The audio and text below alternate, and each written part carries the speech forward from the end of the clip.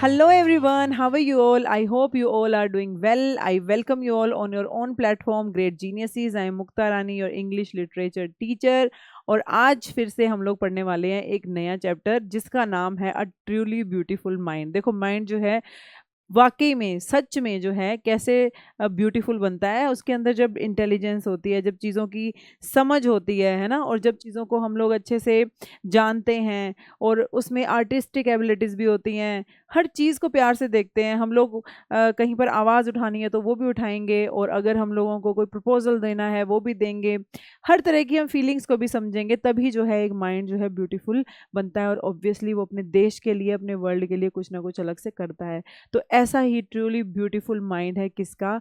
Albert Einstein का। So this story is all about Albert Einstein. चलो पढ़ते हैं इनके बारे में। बहुत ही ज़्यादा मोटिवेशन वाली स्टोरी है उनकी। उनकी लाइफ में उन्होंने स्ट्रगल्स भी देखे हैं। उन्होंने अपनी लाइफ में जो लोगों ने उनके बारे में जो प्रेडिक्शंस की थी, जो भविष्यवाणियाँ की थी, कुछ नहीं कर सकते, फिर भी आज देखो हम लोग पढ़ रहे हैं, और उनसे ग्रेट तो आई डोंट थिंक सो कि कोई होगा। दुनिया के सबसे ग्रेट जीनियसिस में से, सबसे ग्रेट साइंटिस्ट में से जो है एक, जो उनका नाम आता है, जिनको कि नोबेल प्राइज़ मिला है, राइट? जो वर्ल्ड का जो सबसे अच्छा, सबसे बड़े लेवल का जो प्रेस्टिजियस प्राइज़ होता है, वो ओनर उनको मिला था, नोबेल प्राइज। फाइन। अब क्या होता है कि इसमें this chapter is all about is an all time genius Albert Einstein. किसके बारे में है ये ऑल टाइम जीनियस? हमेशा जिनको नाम जीनियस में ही लिया जाता है, जिनका नाम क्या था? Albert Einstein. ठीक है, सब जानते हैं इनका नाम, सबने सुना है, सबने पढ़ा भी है। One of the greatest scientists of the world, world के ग्रेटेस्ट साइंटिस्ट में से जो एक हैं। अब क्या है देखो, we get to know how a slow learner, कि हमें ये पता चलता है कि एक जो स्लो लर्नर जो बच्चा होता है, कि वो बाद में फिर जाके जो कैसे दुनिया के सबसे बड़े अवार्ड विन कर लेता है, कैसे सबका प्यार, सब लोग उसके आगे पीछे घूम रहे हैं, सब लोग इतने उसको इन्विटेशंस दे रहे हैं, और उनका नाम जो है बड़ी बड़ी बुक्स में, बड़े बड़े खिताबों में आ रहा है। हाँ, तो वो क्या है, इसे सुनो। वो जो है बचपन में क्या थे, एक स्लो लर्नर थे। और सबसे बड़ी बात है, उनकी मदर भी ऐसा सोचती थी कि ये ना फ्रीक है, मतलब सनकी है, एबनॉर्मल है। क्यों? क्योंकि उनका सर जो है ना उसकी बॉडी से थोड़ा ज़्यादा बड़ा था। हम्म। अब क्या होता है कि, और वो स्लो लर्नर के नाम से जाने जाने वाला बच्चा, जिसको सब बोलते हैं कि ये तो कुछ कर नहीं पाएगा लाइफ में, और जो है ग्रेटेस्ट अवार्ड जो है वो उसको मिलता है, कौन सा? Nobel prize. किसके लिए? उसके जो है वंडरफुल कंट्रीब्यूशन के लिए, अपने वंडरफुल डिस्कवरीज के लिए। कौन सी डिस्कवरीज के लिए? और इन्वेंशंस के लिए। किसमें? फिजिक्स के अंदर। We also get a peep into, और इसमें हम लोग क्या पढ़ेंगे? पीप मतलब होता है झांकना, थोड़ी सी झलक देखेंगे हम लोग।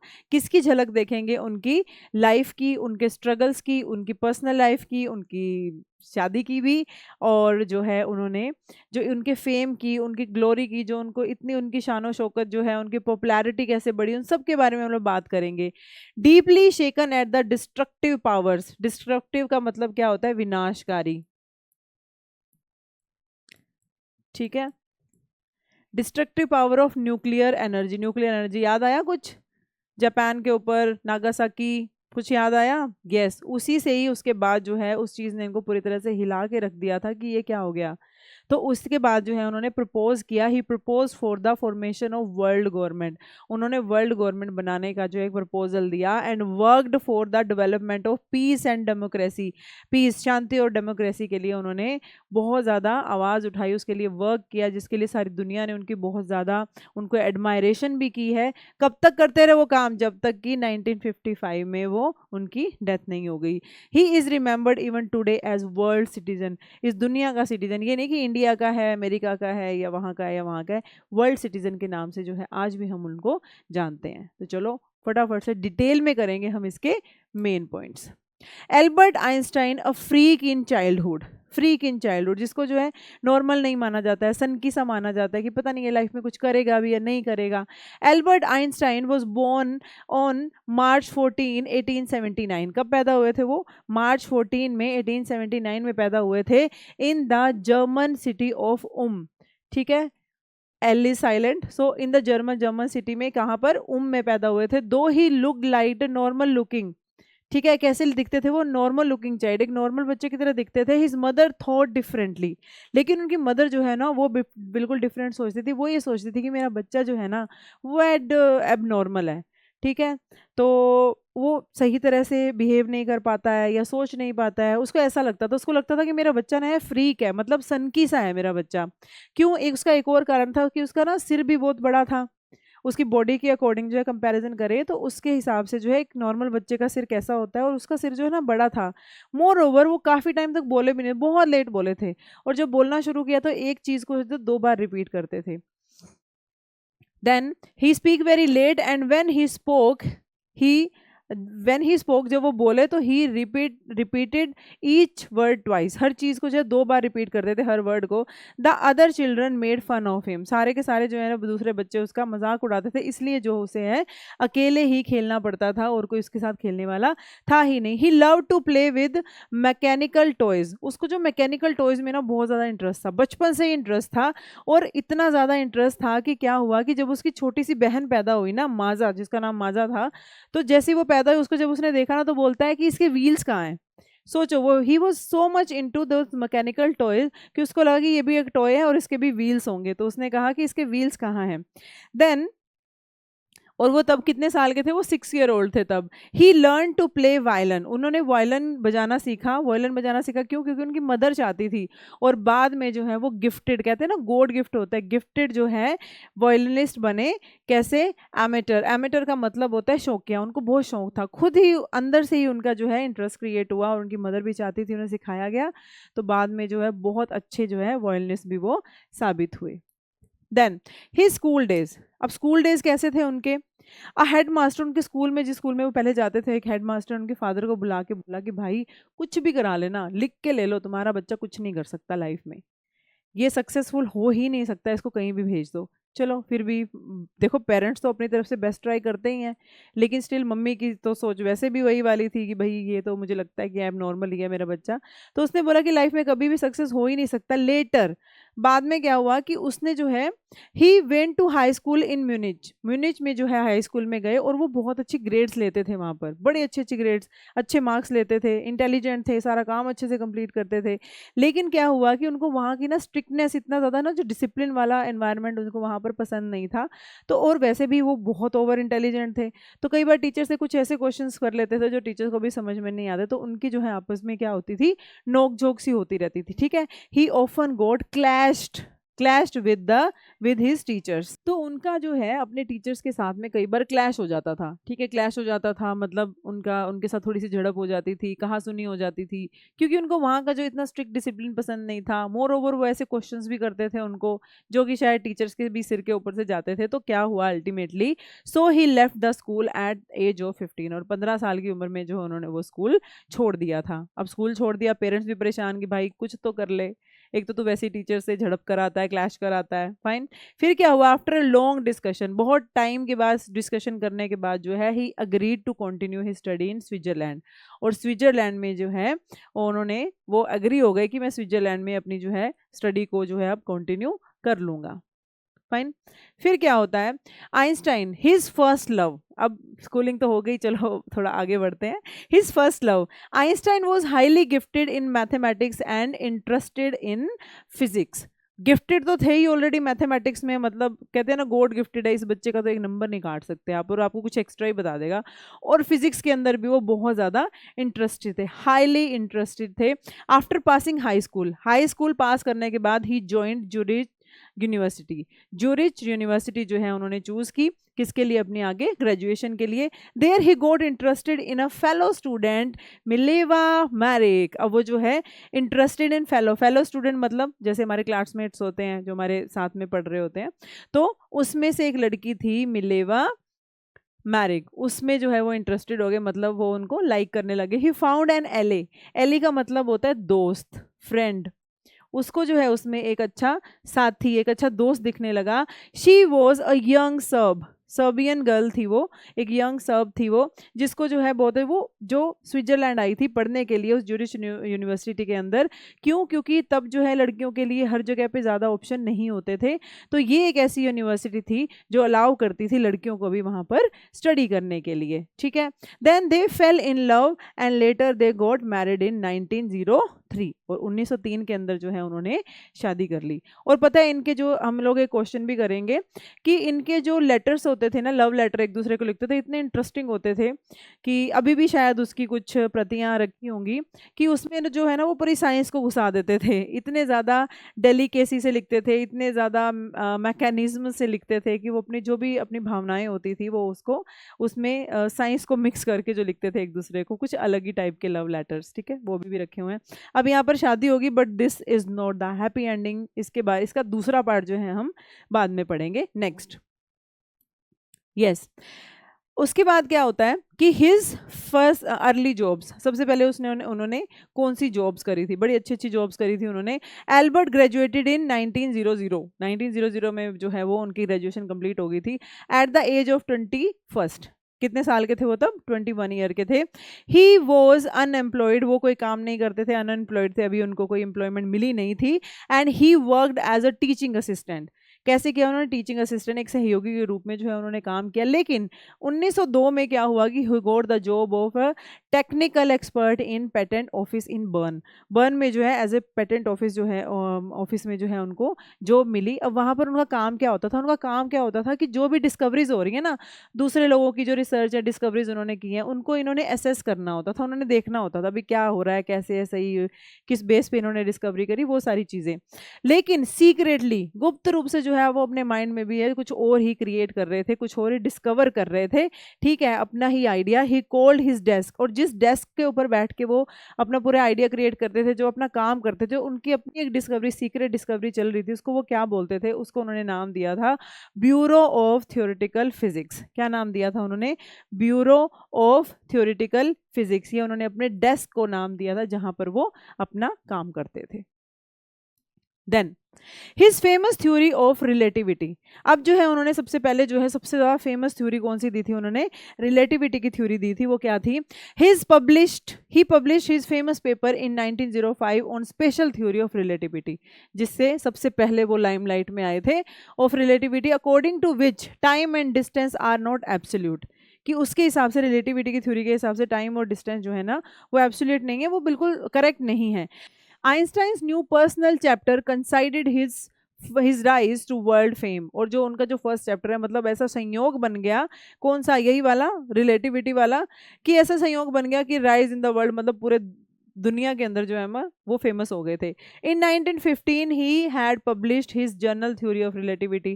पहले क्या था? स्पेशल थ्योरी ऑफ रिलेटिविटी, फिर उन्होंने लाए जर्नल थ्योरी ऑफ रिलेटिविटी। कब लेके आए? 1915 में। Which provided a new interpretation of gravity, जिसने ग्रेविटी की जो है एक नई जो है इंटरप्रिटेशन, एक नई एक्सप्लेनेशन जो है लोगों को, एक नई व्याख्या जो है लोगों को वो दी। ठीक है, उसके बाद क्या था? Einstein has correctly calculated in advance the, मतलब करेक्टली उन्होंने कैलकुलेट कर लिया था। क्या? एडवांस में कैलकुलेट कर लिया था। क्या कैलकुलेट कर लिया था? The extent to which the light from fixed stars would be deflected through the sun's gravitational field, कि सन के ग्रेविटेशनल फील्ड से जो किस तरह से जो है लाइट है, स्टार्स में से जो लाइट है वुड बी डिफ्लेक्टेड, वो कैसे डिफ्लेक्टेड हो सकती है। ठीक है, ही वॉज, और फिर क्या था? उसके बाद जो है gravitational field, Einstein received the Nobel prize, उनको जो है नोबेल प्राइज मिला। कब मिला था नोबेल प्राइज उनको? 1921 में मिला था फिजिक्स के लिए। He was showered with honours, उसके इतने ज़्यादा जो है उनको अवार्ड मिले, उसके बाद इतना ऑनर मिला, इतनी रिस्पेक्ट मिली उनको बहुत ज़्यादा, इतने इन्विटेशन मिले जगह जगह पर। होता है ना कोई कुछ बड़ा अचीव करता है तो उसको जगह जगह पर बुलाया जाता है, invitation. And loaded with by the press, और लोडेड बाय द प्रेस मतलब वो प्रेस से, मीडिया से ऐसे घिरे रहते थे, मतलब इतना ज़्यादा उनको फेम मिल चुका था। हिज मैरिज एंड डाइवोर्स, अब पहले मैरिज हो गई थी ना, अब बात करते कि मैरिज हुई किन सिचुएशन में, किन सर्कमस्टेंसेस में थी।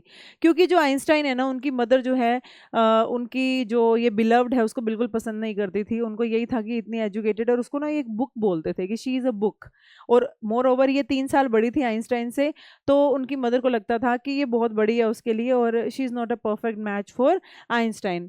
Einstein's private life was undergoing difficulties, बहुत डिफिकल्टीज में रही है इनकी जो लाइफ है। He wanted to marry Mileva but his mother always objected, attracted, वो चाहते थे, शुरू से ही चाहते थे, जब उसको उनको पसंद थी, वो एक साथी के रूप में देखते थे उसको, ठीक है। तो उनकी मदर को लेकिन वो पसंद नहीं थी। क्यों नहीं पसंद थी? उसकी मदर कहती थी कि ये इससे 3 साल बड़ी है, तो she is not a perfect match for my son. Moreover उनको ऐसा लगता था कि, एंड वो उनकी इंटेलिजेंस जो थी ना, उनको उन पर भी ऑब्जेक्शन था, उनको नहीं अच्छा लगता था। She was bothered about the by her intelligence. Mileva की जो है इंटेलिजेंस से जो है बहुत बोदर्ड रहती थी, वो खुश नहीं थी। एंड वो उसको क्या बुलाती थी? वो उसको एक बुक बुलाती थी। Finally Einstein and Mileva got married in January 1903 and they had 2 sons. उनके जो है क्या थे? 2 बच्चे भी हुए हैं। और क्या हुआ? 2 बच्चे भी हुए उनके। And their marriages did not last long, but उनकी जो शादी जो है ना, वो ज़्यादा लंबे टाइम तक चल नहीं पाई, और उनका जो है डाइवोर्स हो गया। कब? 1990 में उनका डाइवोर्स हो गया। और इसके बाद जो है आइंस्टाइन ने अपनी एक कज़न से शादी कर ली। यही फैक्ट है, उन्होंने अपनी एक कज़न से शादी कर ली। Yes, his migration to the US. अब वो यूएस चले गए। क्यों यूएस चले गए थे? क्योंकि इधर जो है बहुत दिक्कतें आने लगी थी, नाजीज का अत्याचार बढ़ चुका था। When the Nazis came to power in Germany in 1933 में जब जो है प्रभुत्व स्थापित हो गया था किसका? नाजियों का। तो Einstein migrated to United State, और वो यूएस चले गए। 5 ईयर्स लेटर, 5 साल के बाद जो है क्या हुआ कि उन्होंने the discovery of nuclear fission in Berlin had American physicists, जो फिजिक्स जो भी सारे थे, उन सबको फिजिसिस्ट जो भी थे, इन एन अपरोर, मतलब वो सब के सब जो है उनमें भगदड़ मच गई सब लोगों के अंदर, ठीक है, कि न्यूक्लियर जो है फिजन जो है अब उसकी डिस्कवरी हो चुकी है, तो इससे पूरी दुनिया ही नष्ट हो सकती है। At the urging of a colleague, एक कलीग के कहने पर, उसके रिक्वेस्ट करने पर क्या किया? आइंस्टाइन ने रोट अ लेटर, उन्होंने एक लेटर लिखा। किसको? अमेरिकन प्रेसिडेंट को। कौन थे उस टाइम अमेरिका के प्रेसिडेंट? वो थे फ्रैंकलिन डी रूजवेल्ट, ठीक है। रूजवेल्ट को लेटर लिखा। उन कब? अगस्त 2 1939 को, जिसमें उन्होंने वार्न किया उसको कि भाई ये जो न्यूक्लियर एनर्जी है ना, ये मतलब ये बिल्कुल खत्म कर देगी पूरी दुनिया को, आप इस पे ध्यान दो। लेकिन क्या हो रहा था? अमेरिका भी जो है चुपके से क्या कर रहा था? एक प्रोजेक्ट पे वर्क कर रहा था of their own, and dropped it on the Japanese cities of Hiroshima and Nagasaki in August 1945। और जो है वो चुपके से, भाई इसने तो बोला कि नुकसान हो जाएगा, और उन्होंने जो है नुकसान उठा के कर ही दिया, है ना। उसके ऊपर गिरा दिया बॉम्ब। किसके ऊपर? हिरोशिमा और नागासाकी, जिसका कि आज भी लोग इतना खामियाजा भुगत रहे हैं। His works for piece and democracy. अब क्या हुआ? वो जो पता चला कि हिरोशिमा नागासाकी के ऊपर जो है परमाणु फेंक दिया गया है, तो आइंस्टाइन वॉज डीपली शेकन, और वो बुरी तरह से इससे प्रभावित हुए। Deeply shaken by extent of the destruction. Destruction मतलब वो जो तबाही, वो जो विनाश हुआ इतना, है ना, उस विनाश से है जो डीपली वो प्रभावित हुए, और वो बहुत ज़्यादा मतलब सैड हो गए, एकदम से बहुत डिस्पेयर में चले गए। फिर क्या हुआ? This time he wrote a letter to the United Nation. उसने यूनाइटेड नेशंस को जो है एक लेटर लिखा, जिसमें कि इन इट ही प्रपोज्ड, उन्होंने प्रपोज किया। क्या प्रपोज किया उन्होंने? गवर्नमेंट को, उन्होंने वर्ल्ड गवर्नमेंट बनाने का जो है, फॉर्मेशन ऑफ वर्ल्ड गवर्नमेंट के लिए उन्होंने एक प्रपोजल दिया वहाँ पर। And Einstein got even more involve in politics, और जो है और ज़्यादा इन्वॉल्व हो गए थे पॉलिटिक्स में, और उनको प्यार भी बहुत मिल रहा था, पॉपुलैरिटी बहुत मिल रही थी, लोगों का सपोर्ट बहुत ज़्यादा मिल रहा था, ठीक है। व्हेन आइंस्टाइन डाइड इन 1955, जो वो 1955 में जो है वो मरे, जब वो चले गए इस दुनिया से, तो क्या हुआ था? At the age of 76 years के थे तब वो, ही वो celebrated as a visionary and world citizen, कि इतना अच्छा उनका विजन था, visionary and world citizen, as much as a scientist, scientific genius. जितना उनको जो है प्यार एक साइंटिफिक जीनियस के रूप में मिला, उससे भी ज़्यादा प्यार जो है उनको एज अ वर्ल्ड सिटीजन मिला, और लोगों ने वहाँ पर उनको सम्मान दिया जब वो एक्सपायर हुए। कब हुए? जब when he passed away in 1955। So this was his contribution, जो उनकी डिस्कवरीज हैं और उनके इंटरेस्ट थे उनके सब्जेक्ट्स में, उनकी लाइफ, और इस सब के बारे में हमने पढ़ा है। अब हम लोग क्या करेंगे? हम लोग करेंगे इसके क्वेश्चन आंसर, ठीक है। Okay, so our first question is, yes, why did Albert's mother think he was a freak? क्यों समझती थी उसकी मदर की वो एक फ्रीक है? फटाफट से बताओ, बताया है ना। दो Einstein look like a normal looking child, वो एक नॉर्मल बच्चे की तरह दिखते थे, उनकी मदर जो है बिल्कुल डिफरेंटली सोचती थी about him. She considered him, वो उनको एक एब नॉर्मल और फ्रीक समझती थी, because his head was too big, क्योंकि उसका सिर जो है बहुत ज़्यादा बड़ा था। Why did Albert's playmates call him brother boring? उसको जो है ब्रदर बोरिंग क्यों बुलाते थे? क्योंकि वो क्या करता था, टू स्पीक वेरी, वो जो बहुत लेट बोलना उन्होंने शुरू किया, वो बोल नहीं पाते थे पहले, और जब बोलना शुरू किया तो हर एक वर्ड को जो है ट्वाइस बोलते थे, हर वर्ड को 2 बार बोलते थे। और जो दूसरे बच्चे जो थे ना, वो उसका मजाक उड़ाते, जब वो 2 बार रिपीट करते थे चीज़ों को तो बच्चे मजाक उड़ाते थे, इसलिए उसको क्या बोलते थे, ब्रदर बोरिंग बोलते थे। Yes, next question, who was Mileva Maric? कौन थी, बताओ जल्दी। वो एक सर्बियन गर्ल थी जो पढ़ने के लिए स्विट्जरलैंड आई थी, किसके साथ? आइंस्टाइन की जो क्लासमेट भी थी वो, और वो उसको बहुत प्यार करते थे। And what she was doing at Zurich university? बताओ क्या करने आई थी वो? Mileva was a Serbian girl, she had come to Switzerland to study because the university of Zurich was one of the few universities जहाँ पर जो है लड़कियों को पढ़ने के लिए, डिग्री लेने के लिए जो है परमिशन दी जाती थी। Yes, why was Einstein so much interested in मिलीविया?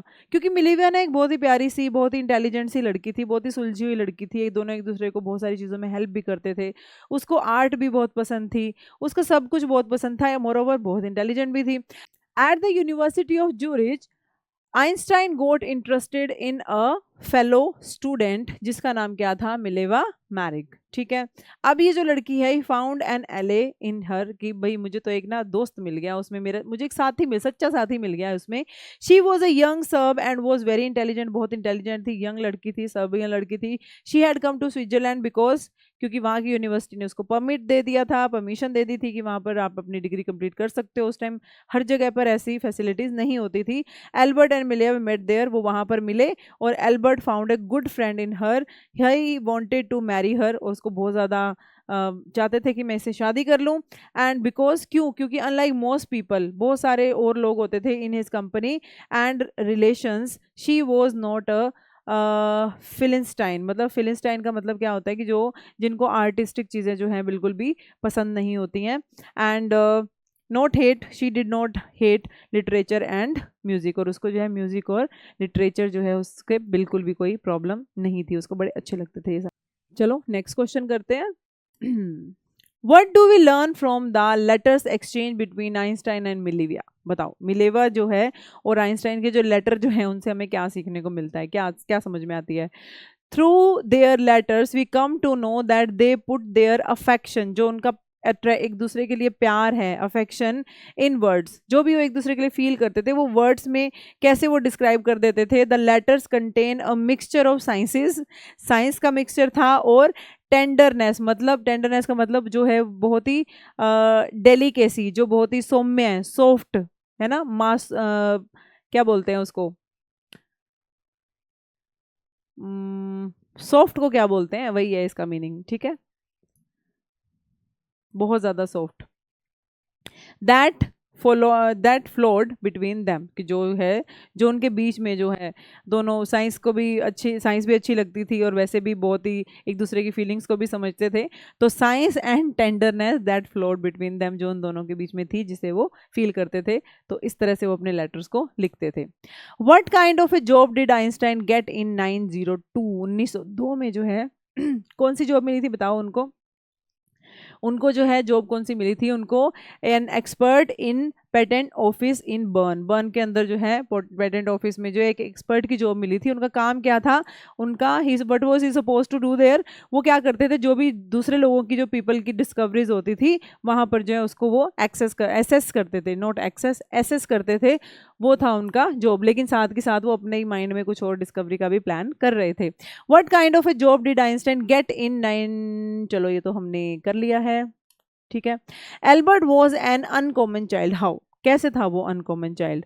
ठीक है, दिखता तो वो कॉमन चाइल्ड जैसा था, उसका सिर थोड़ा बड़ा था, ठीक है, उससे भी पता चलता है। फिर वो बहुत ही लेट बोला, बहुत ही स्लो लर्नर था, ठीक है, लेट बोलना शुरू किया, 2 बार रिपीट करते थे, ज़्यादा मिक्स नहीं हो पाते थे किसी के साथ। Albert began speaking very late, he was 2.5 year old then, 2.5 साल के थे जब उन्होंने बोलना शुरू किया। When he started speaking he would repeat all the words, सारे वर्ड्स को जो रिपीट करते थे 2 बार बोलते थे वो। Even his playmates didn't play with him, उसके जो playmates थे, साथी जो खेलते थे साथ में, वो भी उनके साथ मतलब खेलना पसंद नहीं करते थे। And would call him brother boring, और उसको brother boring बुलाते थे। All these things indicate that he was an uncommon child. What funny remark did little Albert make when he saw his newborn sister? बताओ उसने क्या बोला था, पढ़ो इसको फिर बताओ। वैसे तो मैं बता दिया, उसने यही पूछा था कि भाई इसके व्हील्स कहाँ पर हैं। जैसे ही उसने देखा तो वो बोलता है कि इसके व्हील्स कहाँ पर हैं, क्योंकि उसको मैकेनिकल टॉयज़ के अंदर इतना ज़्यादा इंटरेस्ट था। As a child Albert had to play alone because his playmates considered him too boring, क्योंकि वो सारे बोलते थे बड़ा ब्रदर बोरिंग है। Albert love to play with mechanical toys, और वो जो है मैकेनिकल टॉयज़ के साथ खेलना बहुत पसंद करते थे। And showed great interest in mechanics when he saw his new born sister, तो बोलते हैं कि fine but where are her wheels, कि उसके व्हील्स कहाँ पर हैं। Wow, very funny. What was the headmaster's opinion about Albert? How did Albert prove it wrong? देखो कैसे wrong prove किया ये तो सब जानते हैं, पूरा संसार जानता है, लेकिन उसके रिमार्क क्या थे। उन्होंने उसके फादर को बोला था ये कुछ भी कर ले, कहीं भी भेज लो, कुछ भी करा लो, कोई भी जादू टोना मंत्र इसको पढ़ा लो ठीक है, ये सक्सेस नहीं हो सकता लाइफ में, किसी भी चीज़ में ये इन एनीथिंग ये सक्सेस नहीं हो पाएगा। But Albert proved him wrong. Not only did he start playing violin, violin बजाना भी उसने सीख लिया था, ठीक है, एट द एज ऑफ 6 साल की उम्र में। He also scored very good marks in every subject, सारे सब्जेक्ट में उसने बढ़िया से बढ़िया मार्क लेके आया था। Even at the म्यूनिश school he often argued with teachers over certain things of education, काफ़ी बार क्लैश हो जाते थे उसके। Right a note on Albert Einstein childhood, इसमें जो है आपका पूरा ही उसका चाइल्डहुड कवर हो जाएगा, ठीक है, कैसे पता ही है तुम्हें, लेकिन फिर भी देख लो कैसे लिखना है। Albert Einstein was born on March 14, 1879 in the German city of Ulm.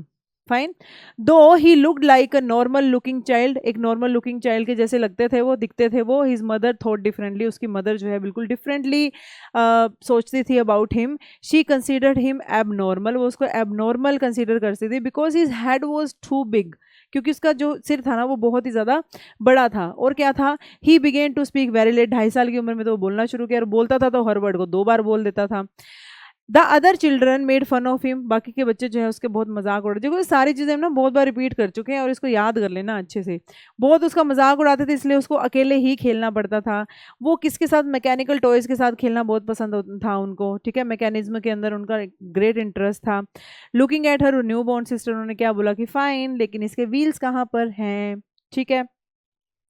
6 साल की उम्र में उन्होंने क्या, वायलिन चलाना सीख लिया था, प्ले करना सीख लिया था। Later he became a gifted amateur violinist, मतलब एक शौक उनके अंदर इतना पैदा हो गया था कि जैसे गॉड गिफ्ट होता है।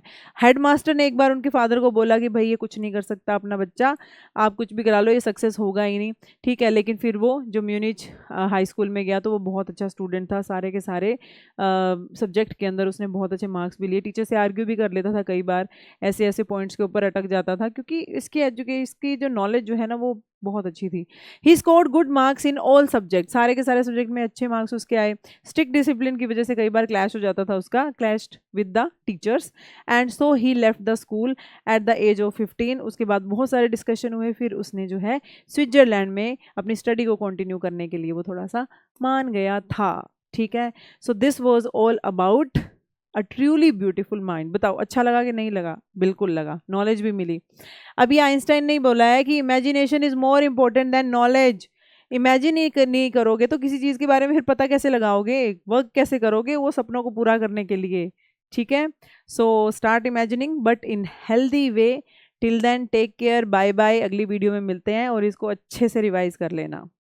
Bye bye.